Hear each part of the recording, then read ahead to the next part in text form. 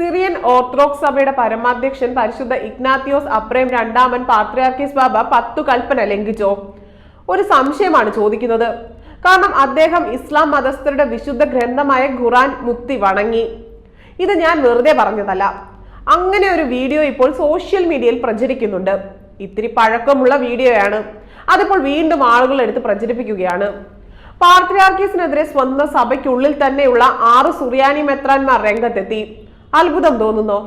അപ്രേം രണ്ടാമൻ പാത്രിയാർക്കീസിനെ സ്ഥാനത്ത് നിന്ന് മാറ്റണമെന്ന് ഇവർ ആവശ്യപ്പെട്ടു കഴിഞ്ഞു. ഇറാഖിൽ പൊതുയോഗത്തിൽ വെച്ച് പാത്രിയാർക്കീസ് ബാബ 2 കരങ്ങൾ കൊണ്ടും വിശുദ്ധ ഖുറാൻ എടുത്തുയർത്തി വാഴ്ത്തി പ്രവാചകരെ പുകഴ്ത്തി. ഇത് വിശ്വാസ വിപരീതമെന്ന് മെത്രാന്മാർ പറയുന്നു. ഇറ്റലിയിലെ ടൂറിൻ പട്ടണത്തിൽ നിന്നും പ്രസിദ്ധീകരിക്കുന്ന ലേ സ്റ്റാമ്പ എന്ന ഇറ്റാലിയൻ ദിനപത്രത്തിൽ വന്ന വാർത്തയാണ്. യുദ്ധവും ആഭ്യന്തര കലഹവും അധികാര വടംവലിയും പരസ്പരം കാലുവാരലും മൂലം സിറിയക് ഓർത്തഡോക്സ് സഭ പൊറുതി മുട്ടുകയാണെന്ന് ഇറ്റാലിയൻ ദിനപത്രം പറയുന്നു. ഇത് 10 കൽപ്പനകളുടെ ലംഘനമല്ലേ? ഞാനല്ലാതെ അന്യ ദൈവങ്ങൾ നിങ്ങൾക്കുണ്ടാകരുത്. ഈ കൽപ്പന സത്യദൈവത്തെ അല്ലാതെ മറ്റേതെങ്കിലും ദൈവത്തെ ആരാധിക്കുന്നതിന് എതിരെയുള്ളതാണ്.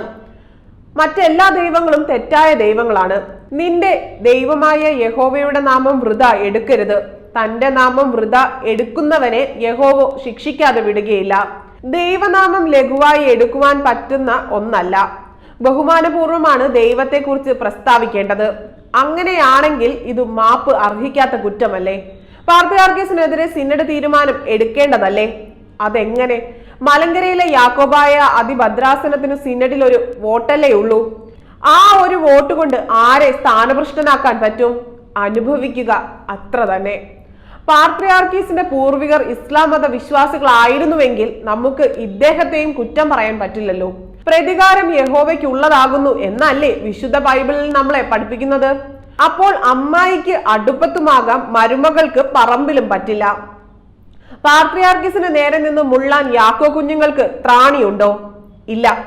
മുള്ളുന്നത് പോയിട്ട് എഴുന്നേറ്റ് നിന്നാൽ പാത്രിയാർക്കീസ് വടിയെടുക്കും. കൊടുത്ത സ്ഥാനങ്ങളൊക്കെ തിരിച്ചു മേടിക്കും.